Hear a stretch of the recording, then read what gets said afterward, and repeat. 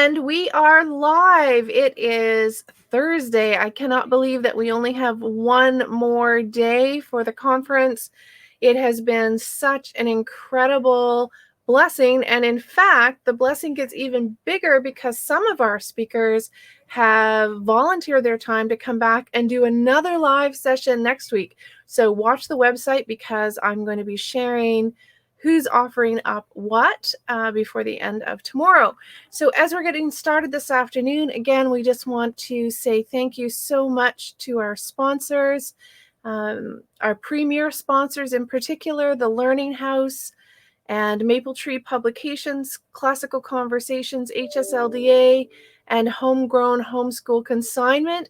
They have donated both their time, some of them sessions, and certainly financially help make this possible. So a big thank you to helping us build the community. Now, we are going to take a little bit of a jump and we're going to meet with Jan and Roger Smith. I'm bringing Jan and Roger into the studio right now.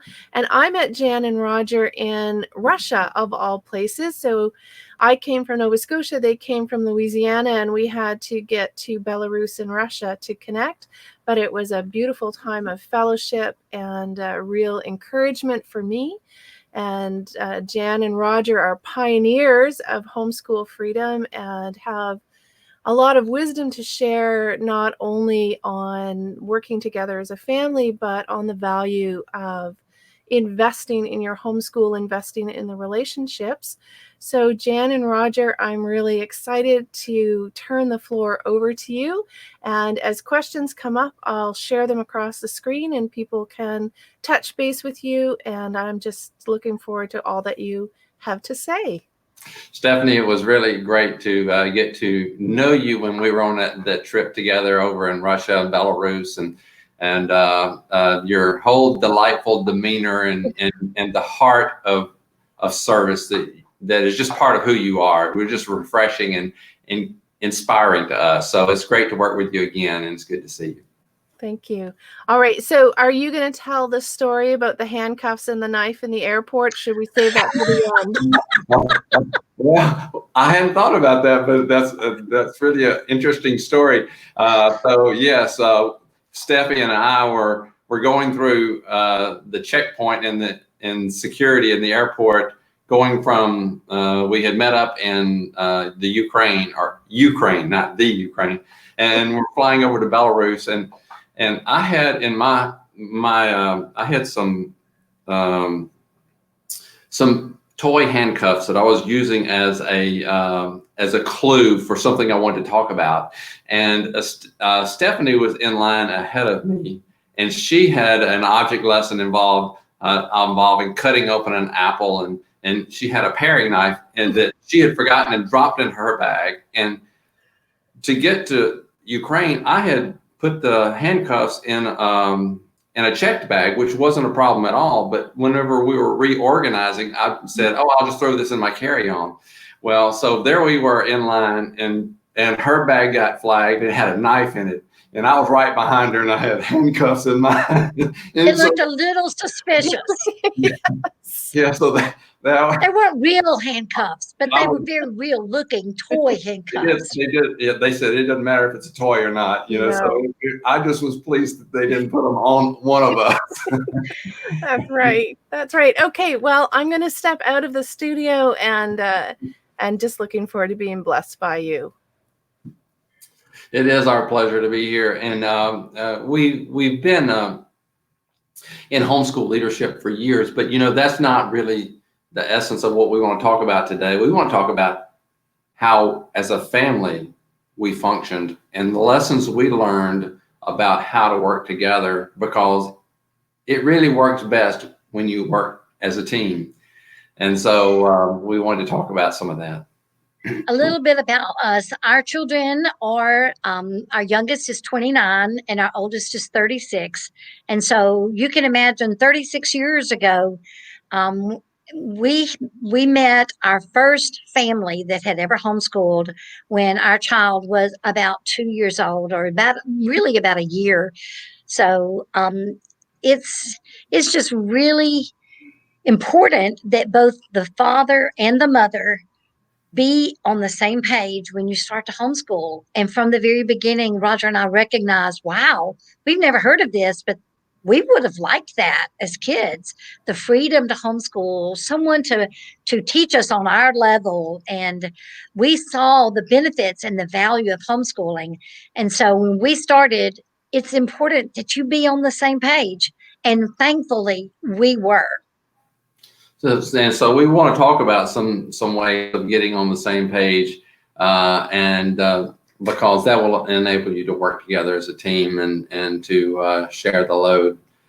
So our children are all grown now, and our greatest success, though, when we measure it, is not that they went to college or that they graduated from college or that they have good jobs or but that they love one another.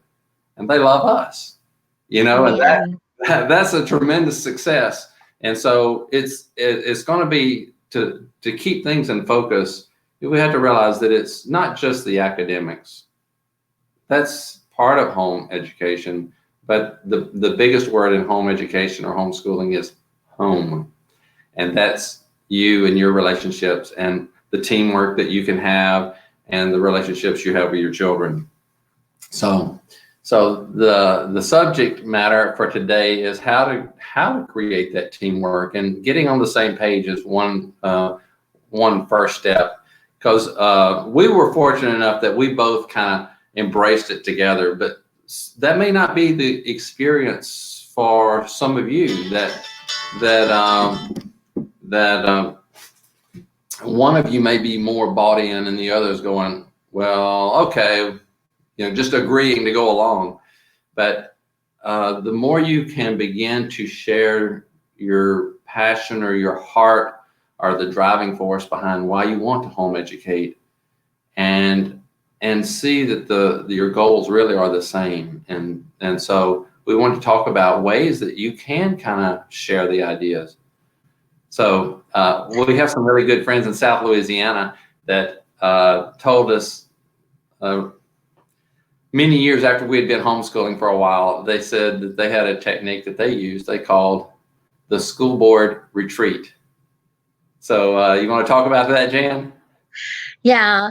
If you keep that end in mind and you know where you're going ultimately, then you take baby steps to get there. And what they would do is they, as a couple, would go away for the weekend and they would have it planned. So they would be really in prayer about it, as to what each of their children, what goals did they want to accomplish in that coming year, not just accomplish, but to work toward in a specific way, because you can't fix everything about your children along the way. You've got to be really intentional about certain things. And I thought this was a beautiful way. And they would use the passage in Luke 2:52 that Jesus grew in wisdom and stature and in favor with God and man. And so they would take those four different areas: wisdom, the pursuit of knowledge and understanding, stature, their physical growth, what types of skills did they want? Maybe your child needs to learn to ride a bicycle that year, or maybe you're going to let one join a soccer team. So you make some decisions about their physical growth, maybe changing something about the way they're eating. So anyway, getting more sleep. Maybe you have a teenager that you need to accommodate more sleep for. So their academic, their physical, their spiritual, and their social lives. And they would choose a few, like a character trait that they really wanted to work on, being kinder, or some character trait that they would choose. Generosity or leadership or, any number of things, but in the more of the social area. So So we felt like that was a great idea, and we did not be quite as intentional about that, but that we did partner together about goals that we had for that coming year. yeah, And this is a good time to begin to think about that for the coming year, where you begin to say, wow, we really need to do that, where you intentionally pray about each child and what are the needs in their specific lives. And maybe it means putting some targeted effort in those regards for that child. Maybe this summer one of yours is going to learn to swim. right. And so the one of the key words you used there was target, and aiming, having set a very clear. Yes. So sorry, Susan's on the phone. She said she doesn't need to speak. Okay, I'm sorry. I'm gonna have to pass this off for just a second, Jan. But talk about aiming or setting the target or having the end in mind. I've got to answer an urgent phone call. I'm sorry. My husband's a doctor, and so this is something that we dealt with school. Is he was committed and he was involved, but often at times that he may not have gotten in until late. And so one of the things we wanted was this relationship. I wanted them to know their father. That was one of the beauties of homeschooling in those early years, especially when he was setting up his medical practice. Our oldest one was 5 when Roger began his medical practice and finished residency. Before that, he was just pretty much not there during his residency years. But you can shift your schedule around the family's life. Like if your husband has a real busy season and an off season, then while he's off, maybe like around here we have a lot of farmers, and sometimes they do more of their summer during the winter when they're available to travel. In other words, they take their time off during the winter months when the father is available, and they spend time with the father. They travel with him or they hunt with him. They do activities more with the father. And you can tailor your school time to where you have time together as a family, and you can take the breaks when you want to take your breaks. You can spread it out however you want to do it. It does not have to be that you're off for June, July, and August or something like that. You tailor your times of busyness and your times of being off of school more around the father's schedule or around your work schedule. So keeping that end in mind, that you want relationship with one another and with God. And maybe there is a missions trip that you want to take as a family. You can take that when the mission trip is scheduled, regardless of what your school calendar is. You are the one that determined what that school calendar looks like. And so those things that really will help you get that end in mind of what type of individual you're really working toward, then you can feel more freedom. This is a faith venture, and it can be scary to have that kind of control. And the more you're in it together, the more important it is. I want to tell the story about how, as mine started hitting that junior high and high school phase, I succumbed to the fears that I was going to ruin my children or that they would end up being like me. And so there was a time when I went to Roger and I said, we need to put the kids back in school because they'd never been in school. And when they were in elementary, I felt pretty good about it. And even mine that was a struggling learner, I realized that for him to have been in a traditional school setting would have been worse for him. And so I felt good about it until I realized that they were really growing up fast. And I began to kind of panic. And I told Roger, I said, I think we should put them in school. And Roger, you want to tell him what your response was? Well, this was several years into our process. We started with the oldest one was in kindergarten, and this was probably he was 6th, 7th grade, something like The that. junior, going into those junior high years. Yeah. I called the timeout. I said, "Hold on, Jan. I feel your pain, but I want you to look at our children." I said, "I like what I see being produced in our children, and if you died today, I would find a way to change my practice to where I could continue the process that we have begun, because the results are worth whatever it would take. And the results that I see now are the things that we've been aiming at. The reason we started, we're seeing it produced in our children. And so, I just reaffirmed the fact that we're doing this with or without you. If you were not It gave there, me so much confidence, ladies. It just helped me to realize, okay, this isn't just the fact that, wow, I think this is a great idea. Let's do this.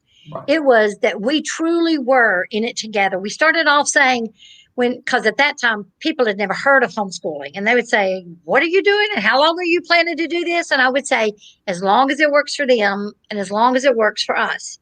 But after that, I knew we were in this. We were going to do it. We committed. And it's like the difference between living together and marrying and saying, we have a covenant relationship toward this. right, And I just had to come to terms with the fact that I was the mother that God had given these children, bless their hearts. And that if God thought that was okay, it was okay. yeah, And that now we weren't doing it just because I said so. We were doing it because Roger said so. And Daddy was in this. They right. didn't have a choice. I told them, I'd rather send you to the best teacher, the best school in the world. I would love for you to have someone better than me. But for right now, I'm it. So we might as well suck it up and make the best of it we can.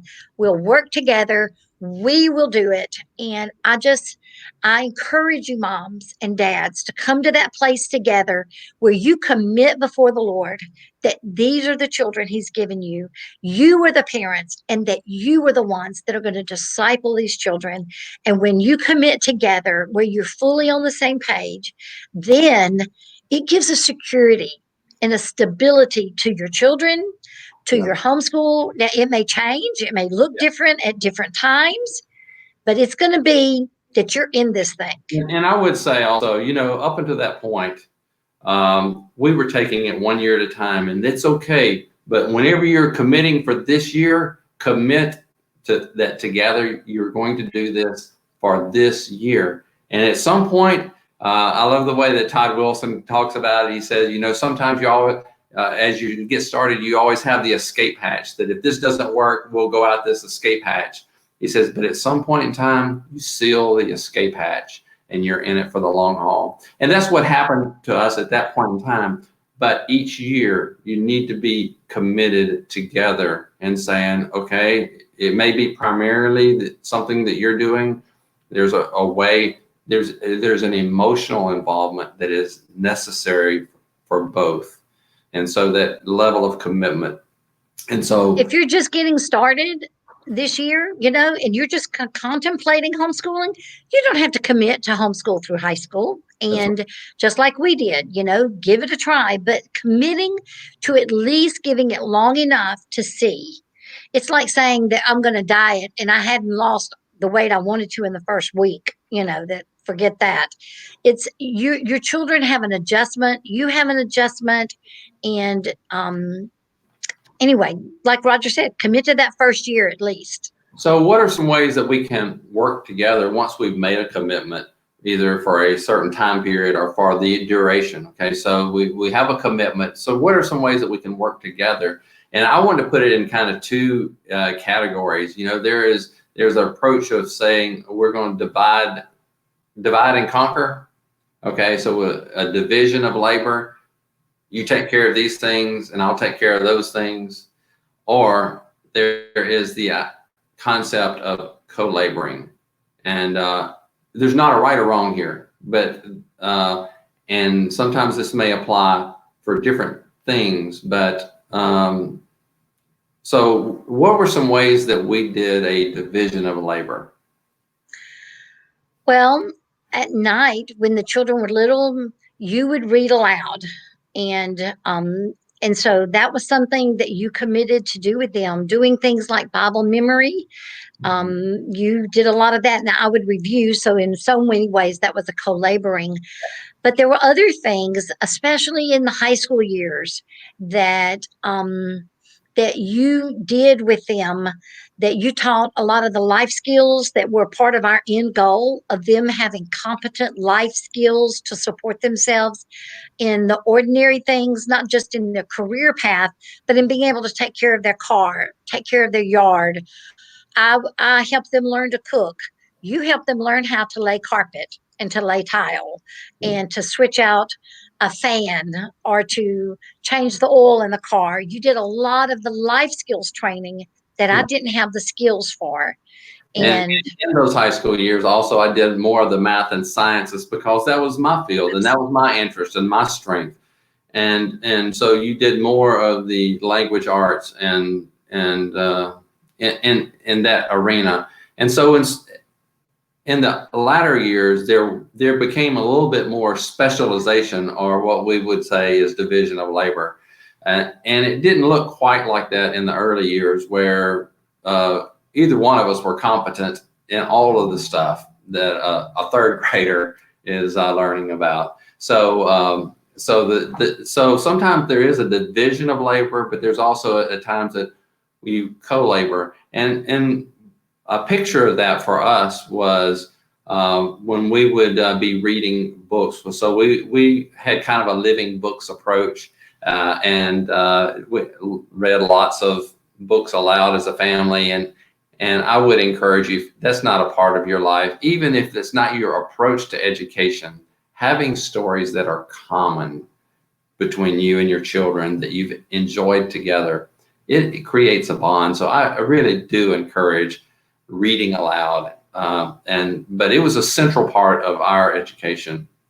And there were times where I needed to read while Jan was busy with something, or as the children say, Jan was too busy crying. She couldn't read because the story was too sad. So they would pass the book to me and say, "Dad, you read." there were several books, from Where the Red Fern Grows to The Hiding Place. There were many books. The K that I just couldn't finish. I was too emotionally attached in it, and that we were doing as reading. You're part of our, like, a unit study or something like that, and that we would determine, okay, Dad's got to finish this one, and he might read the last few chapters of a book that he had not been the one reading. So. And so it could look like, if you're one who does practice sheets and checking them, that one could be the one who does the lesson and somebody else checks the work. And so you can divide it any number of ways. We didn't do a lot of worksheets and things like that in our approach, but there are ways that you can go, okay, this would really help me, and talk to one another and say, how can I help? And you say, well, this would really help me if you would just take care of this busy part of it, because that just takes up so much time, and I've got all these other life responsibilities to do. So there are ways that you can work together, but you can't work together unless you talk about it and come up with a plan and just say, this would help. And you say, can you do it? And you can say, well, I don't think that's something I can do. And you say, well, is there something else that I could do? So there is a way of looking for a way to play as a team and co-labor together. So one of the things that we did that was a co-laboring, Roger, is that you would do devotions in the morning early when they were little, and you were leaving the house at 6 o'clock to go make rounds at the hospital, before they had that other doctors that did that now. But early on, you would read a Bible story at night. But later on, when you began to do actual devotions with the children in the mornings, we'd start at 7. And ladies, I learned that while he was doing his devotion, I didn't say anything. I wouldn't give any input. And he would do the training and the teaching and have a lot of interaction with the children. And then after he left, if there was something that I wanted to add to it, I would do it later. And I encourage you that any efforts that your husband's doing toward co-laboring with you, whether it's reading or whether it's doing devotions or whatever it is, you need to praise him and to not try to correct how he's doing it, Right. but be thankful for it. Now, if you feel like there's something that later you wanted to say, you have all day long to say that, but don't correct your husband or to encourage him, is the way you might be thinking of it. Don't do that. Yeah. Let him do it the way he wants to do it with the children. Yeah, and these roles could be reversed. Where usually the mother is the primary educator and the dad is doing the supplementary things, but it could be reversed in your family. I don't know your setting, but whoever the primary person is really needs to express appreciation, thanks, and affirmation of the one who is helping, even if it's not the way you would do it. And so our favorite story is from our friends Joe and Zan Tyler, and Joe had agreed to teach Latin. And of course, you'd have to know his personality to really appreciate it all. But he's really a hands-off, just easygoing guy. And he basically gave the child the book and said, "You do the first lesson," and she said, "I'm finished." And okay, go to the next lesson. And before long, she was largely through, and she wanted to take the test. And he said, "Well, the test is in the book. Just pull it out and take the test." And she said, "Okay, Dad, would you grade it?" And he said, "Well, the answer key's in the back. You grade your own paper." And, and before long, it was such that really he had done absolutely well. He had encouraged her, and that's about all that he had done. But in the end, when she went to college, she was commended by her Latin teacher in college for being such a good student, and wanted to meet her high school Latin teacher. so Zan wanted Joe to be a little more involved, but it worked out okay, And so though it may not be your way, it doesn't mean that it's not an okay way. And so appreciate, value, and affirm the one who is co-laboring with you. And Roger, another way that we really co-labored was in all their extracurricular activities. Yeah. And a simple thing like baseball. Yeah. So I would say this. I want to make one point here. When we call it extracurricular, we really considered it part of the curriculum, and that we used all the organizations and all the other community efforts. We said that was part of their training, and it wasn't just for fun. It was really part of their development, whether it was a music program or whether it was sports or whether it was, like in our country, it's 4-H, which is an agricultural focus type of things, whether it's, or home-based learning. So at any rate, so we considered all of that school. And so I was very much involved with those types of things because those were real life skills. And I had something to add there. And we would. And you all know that nothing happens without leadership. So a lot of times, if you want an opportunity for your child, then you get involved. Yeah. And so Roger coached baseball. He ended up being the scoutmaster for the Cub Scout program. And you may have some other type of program like that where they learn outdoor skills and things. I was the 4-H leader for our 4-H club locally, and we did a lot of community service. I taught them some skills that I probably would not have taught them if I hadn't had some extra outside force encouraging me to do that. How many of you ladies have ever been involved in a Bible study that gave you a reason to study the Bible and get prepared for next week's lesson? So in that same way, that's what we did. Is we just really used some of these extracurricular activities, and we definitely co-labored. Even when Roger was the baseball coach, I was the one that had to make sure that they, had their uniforms washed and show up at the practices. And so you're just involved together in accomplishing any of these life skill learning activities that they're involved in. choir, band, other Swim. things. The Yeah. horses, yeah. We had animal care activities that they were involved in. Yeah. And it took both of us to help make sure that some of those things got done. Yeah. And so we're not giving you a long list to say you got to add all these things in, but those are where you do add in things that are outside the home, club involvement or music program involvement or swim team, whatever you choose to add in, that's an opportunity for you to co-labor together and find a way for you both to be involved. And so, but there with all the opportunities available, we live in a rural area. So many would think you don't have a lot of opportunities, but there's so much stuff that you can be involved in that you can be crazy, have a crazy schedule.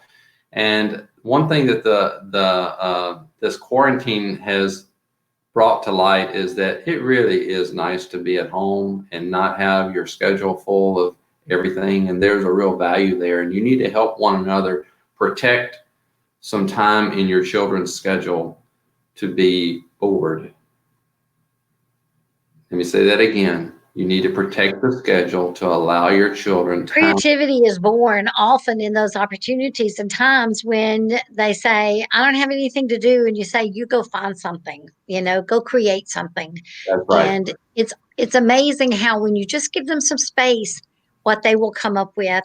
Right. I see that with my granddaughters who are 5, 3, and 2.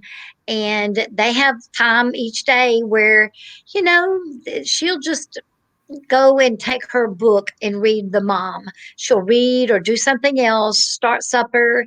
And it's amazing. You let them go to their room and she'll hear creative play taking in their imaginary friends and this whole elaborate storyline. But if you had them involved in one activity after another, that type of imaginative play may not happen. So regardless of the activities that are out there, make sure to leave time for your children to have creative space in their lives. So it could be that you do different things at different seasons of the child's life. And again, it goes back to that planning. What is the priority for this child this year?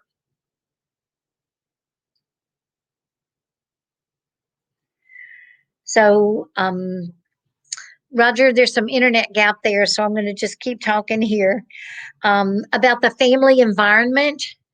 That's one thing that we partnered together to create, that that you have the opportunity and the obligation to have the aroma of Christ in your home. And it says that we're to have a spirit of forgiveness and forbearing toward one another, that we are to be kind and caring, and even singing psalms and hymns and spiritual songs, making melody in your heart toward the Lord. Is there a happy place in your home? Do you create the type of family environment where the love of Christ reigns and that there's unity? So that family environment is really, really important. And I know there was a time where I used to feel the responsibility when they were young and Roger was gone so much that it was up to me to create that. But as the kids got older, Roger really stepped to the plate. And I challenge you, dads that are out there, to do like Roger. He, in fact, says that they are to be the thermostat, the thermometer, not the thermometer. Did I say that wrong? Yeah, dads. For those dads that are listening, I know it's probably mostly moms, but dads, it's your responsibility not just to measure the temperature of your home environment, and I mean the emotional temperature, just to say it's hot in here, y'all cool off, okay? But you should be more like a thermostat that actively changes the environment to something that's more conducive to healthy growth and communication. And so there are some things that you can do actively. Now, both parents should be actively adjusting the environment to where there's more open communication, more care and love. And so as we remember, we look down the road in life, and what we want is in the end that our children to love one another, to love you, and to love other people. And so most of what we want for our children has to do And with to love God. yeah, and God, to learn to have a spiritual relationship. But most of us don't look down the road and go, we want them to be able to solve an algebraic equation. We're looking at character, and character is going to be produced by that environment that you're creating. So it's something we got to put more attention on. And so we're big proponents of the importance of the mealtime and having a meal together. If you can accomplish one meal together daily, that is an uncommon experience in today's culture, but it is hugely impactful. And so that's an opportunity at the dinner table, whether it's breakfast, lunch, or dinner, and the more the better, okay? But that's an opportunity for connection. And so, Dad, sometimes what we do is we'll come to the table and ask a question like, well, tell me what you learned today, or what you accomplished today. Well, that's more of a kind of an interrogation type of approach. It's almost like saying, list the things that you got done. And the things don't matter. It's the person. So tell me about your day. Or how did you feel about your day? They'll fill in the blanks and tell you what they learned. But we need to be more interested in the person that's being educated, or the person who is leading the education. Hey, ask your wife, how do you feel about today? And listen. And so often we already struggle with not getting as much done as we want to get done on that day. And maybe our list was impossible. Yeah. Mine usually was. And so I could easily end the day feeling that I hadn't accomplished what I'd wanted to do. Or if we had a particularly stressful day and there was a lot of arguing, and so often it's about the stupidest things. But how many divorces are caused because of stupid things, little hurts that build up that are not dealt with and reconciled? And so both of you need to be committed to training and teaching those children how to resolve conflict and taking time out of the day. Mom, don't wait until the end of the day and dump everything on dad, and or to be waiting when he walks in the door to say, here, you have them, I'm out of here. That kind of attitude. That setting up the homecoming for dad is really important. Even starting when your children are very small, where you go through the house and you do a quick pickup before he's anticipated coming home. Dad, give them some notice if it's going to be a different time than you expect. And the day, now that cell phones are available, I mean, you can give a 15 or 30-minute warning that, hey, I'm on my way. Can I pick up something on the way home? Do you need me to do any errands? You can offer to be helpful, but it also gives them some clue. Go, okay, it's time for us to adjust to Dad's homecoming. And that's one thing that I will say that you did very well, Jan, and especially whenever the children were small, you created that anticipation that I was going to be coming in the door. Yeah, and they were always so excited whenever I would open the door and I would be attacked by these little rugrats. And so it was fun to come home instead of coming home to, nagging, complaining, issues, troubles. My first encounter was the excitement of the homecoming. And then if there were issues, you can say, we need to talk about something that happened today, rather than, like you said, exploding and here are your children, take care of them, so it's, the homecoming is so important. It creates an environment where the dad or the mom, whoever's coming in, is excited to be there. And when someone's happier about their situation, they're more involved. There's no doubt about it. Moms, one of the things you can do is to call a friend and vent to a friend. If you're a verbal processor like I am, call somebody and talk about it so that you can kind of get it out of your system. it's not that you don't want to talk to your husband, but maybe right when he hits the door is not the time. So take a look around the house.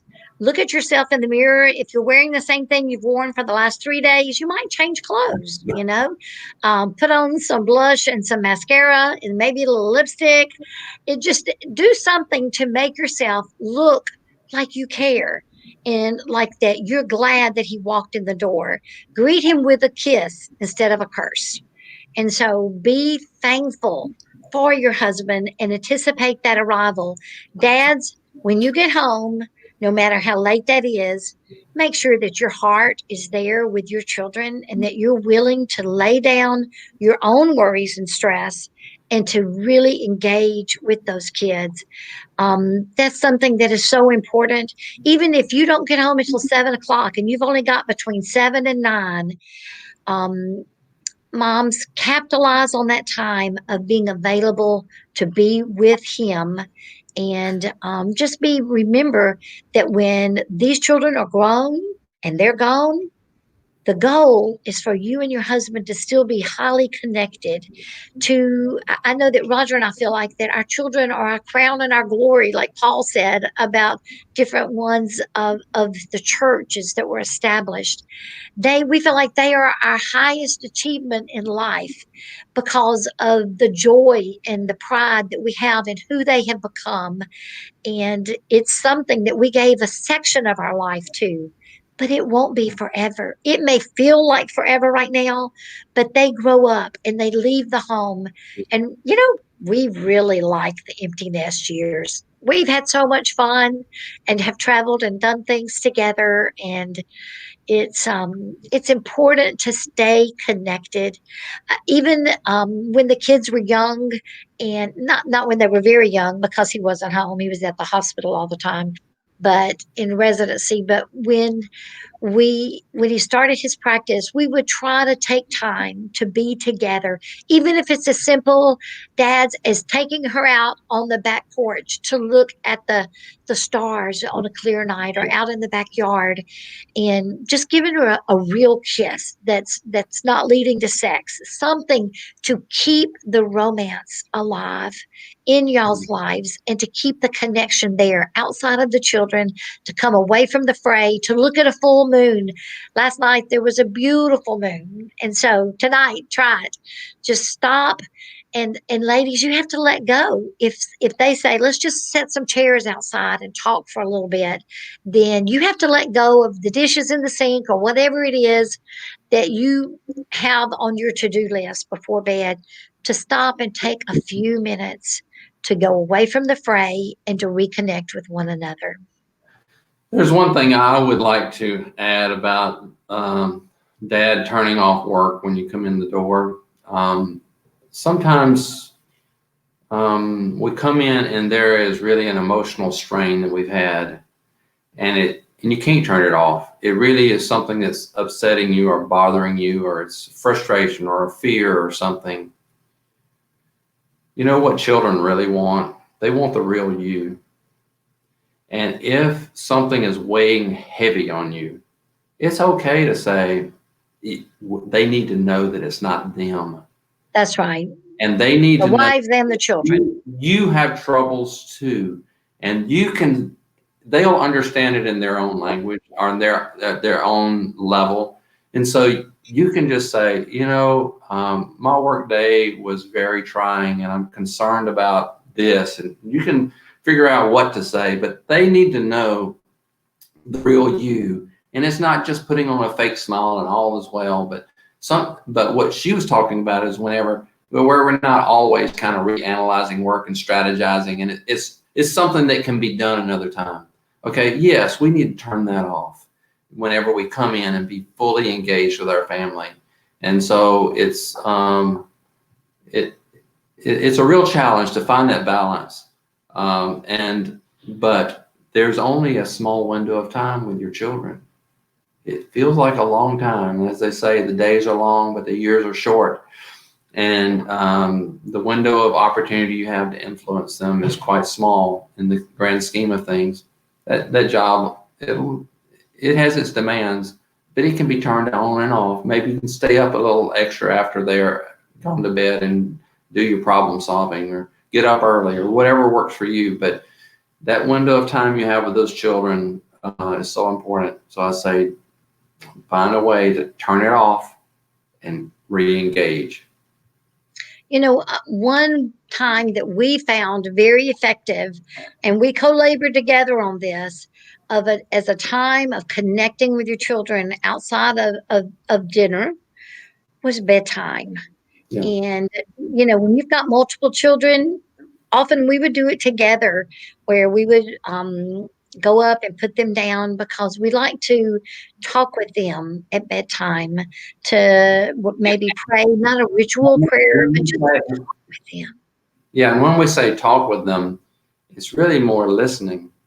We start the conversation, but it's so important to be quiet because somehow at bedtime, when they lay down, that's whenever they come out. And process. Yeah. And so that's where you really get to know your children is listening. Listen to them. And so bedtime is a great opportunity for that because it seems to be kind of a natural time. They want a book, or they want to engage. Sometimes they come alive when it's bedtime. And so take advantage of that. I wanted to show this. This is it's called Table Topics. And this is something that we learned to use as ours were like in high school. And we began to have a question that we would talk about at dinner. And ours were used to sitting at the table. And we would sit at the table, and whether it's Chinese takeout or whether it's a gourmet meal, it doesn't matter. It matters that you're sitting and engaging together.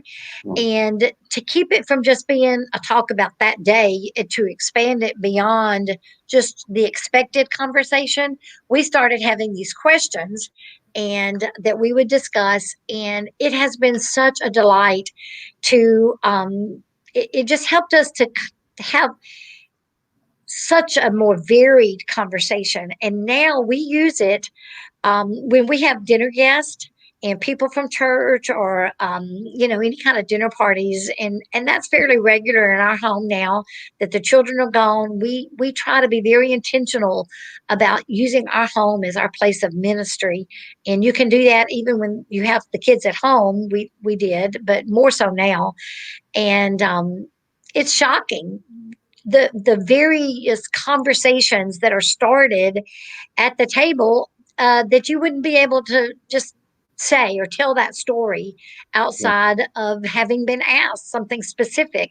And so we encourage you to broaden the types of things that you talk about with something outside as simple as table topics or questions. Yeah, and if you don't buy that little set of questions, they're probably different makers of these question sets, but you could just get a magazine of any sort, put it on the table, flip it to a page, and it has something on it, an ad, or it has a picture, and say, what do you see here? And what would, what idea comes to your mind? And it's not really about the answers that people give. It is about the interaction.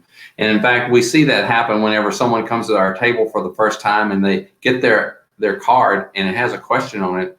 Well, they're focused on giving the answer, but really it's about the starting of a conversation. So they start with that, and then they answer it in one or two sentences, and then they stop.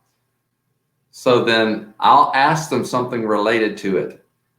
Tell me more about such and such. That is really curious. And then they realize it was a conversation starter. It wasn't about a question and answer. So there are things that you can do like this to help spur conversation around the table, and that is teamwork. It takes us all.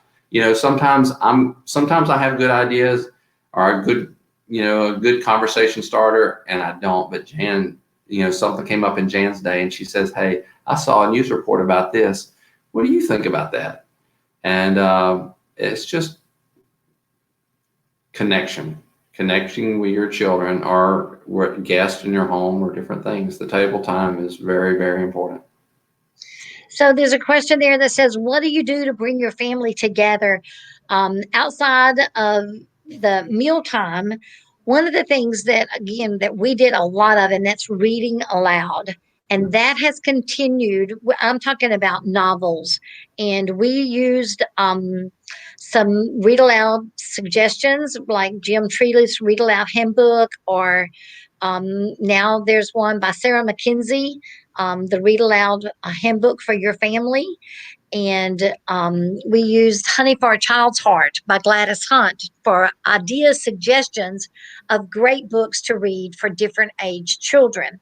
So we traveled the world from our dining room table as Roger read aloud, and I would read aloud during the day. So we did a lot of reading aloud, but something else that we made a commitment to do early on, and that was to play games. Yeah. We played a lot of games, from card games to board games to word games, catchphrase and taboo, and gestures is a family favorite that we have done. And there's just great hilarity, and it produces a freedom. We played ping pong, and we rode bikes a lot when the kids were little, and we lived in town and there was a safer environment. Now we live on a 4-lane highway, so we ride horses in the country, but we ride four-wheelers. We had a lot of adventure. We rode go-karts. I think they call them quads. And Do what?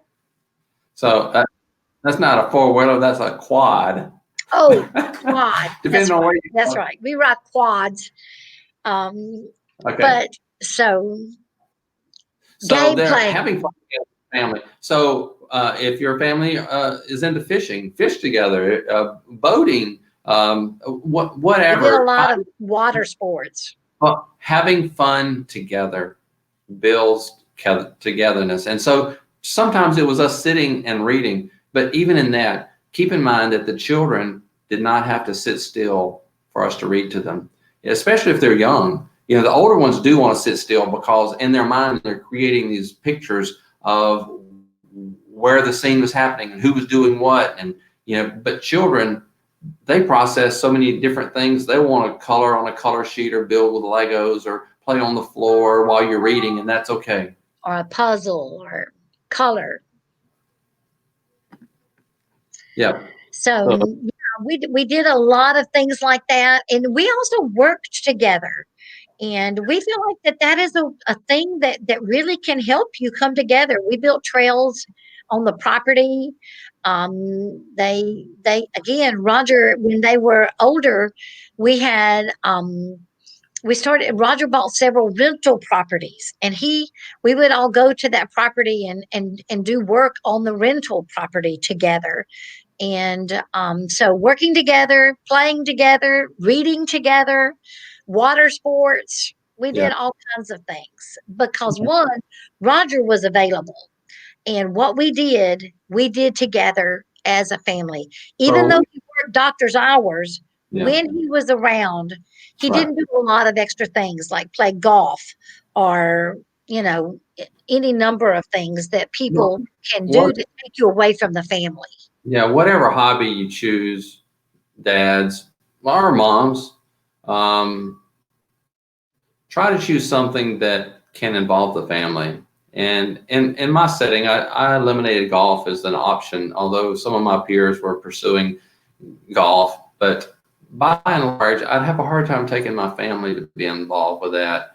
So we chose boating and water sports and other things and horseback riding and things that we more easily do together as a family. And so it just was a conscious choice. And so I can encourage you to consider those aspects of what do you do with a little bit of leisure time that you have. And so whoever is out of the home the most, you've got to be really careful with the time that is available to be in the home, that you don't get involved with something that, again, takes you away. So it's very important to be careful with those decisions. You know, and remember, this is a season of life. It seems very, you know, it seems like a long time right now, but I play the piano. And when the kids were all home, I made a commitment that I wasn't going to do a lot of funerals or weddings that I did, more of when they were young.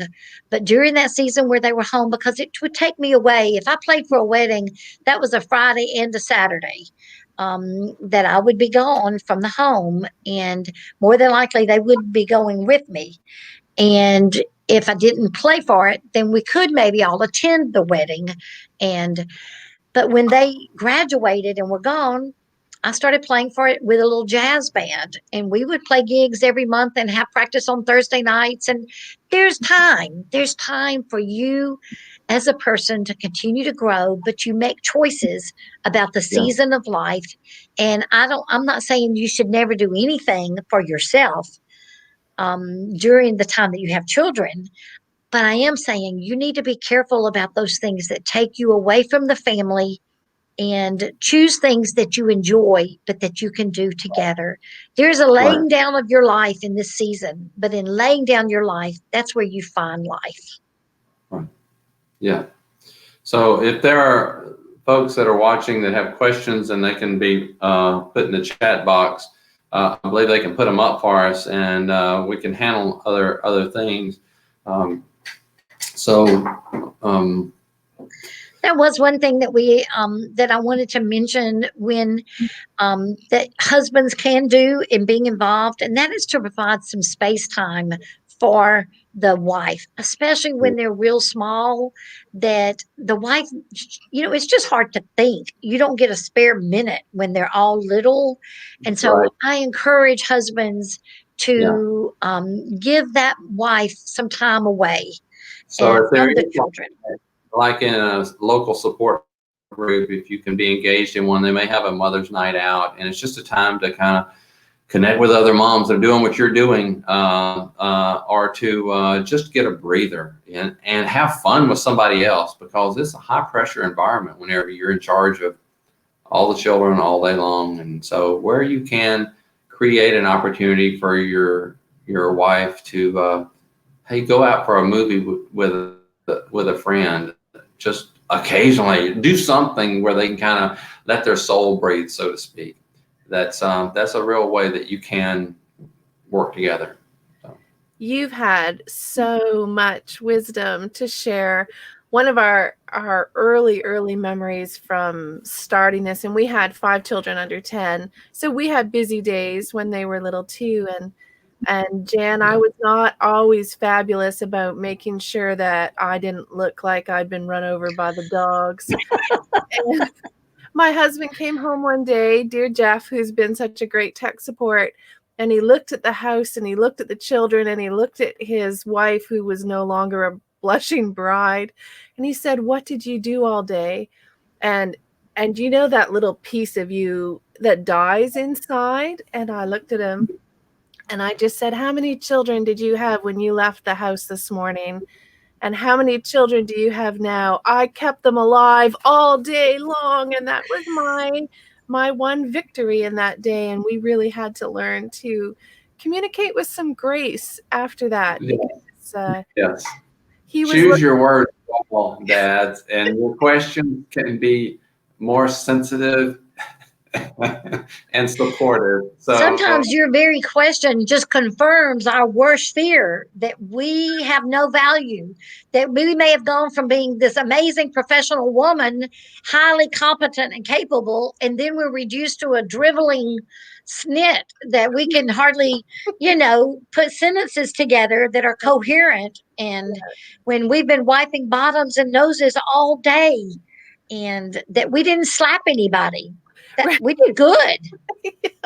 I think there's a lot of wisdom in saying that, because our husbands can go to work and deal with professional challenges and they see accomplishment, but at home sometimes we feel like the laundry will never end, the meals will always be left on the counter, the diapers are ongoing, like I did so many diapers right. that my clothesline collapsed, right? And so it can be difficult to find your value as a mom. And if you can work together with dad or whoever's the primary breadwinner and primary caregiver, whatever the role is, So I really appreciate your genuineness and candor in saying that it Well, can. one thing that we didn't mention that I think is really important, and that is that the way I looked at it, we hired help at different times in different ways. And I felt that many of my cohorts, they were sending their children to a private school. And we evaluated the money that we would have spent sending our children to the private school of choice in our area. And we hired a housekeeper to do some of that laundry. Now, not everybody can afford to do that, but if you can, then Yeah. that's a consideration that you are not copping out as a mom. And so there was a time when mine were little, especially that was needed because when I was pregnant, I was pretty much out of commission. I'm not one of those that could just pop them out. And, you got to have seasons for that.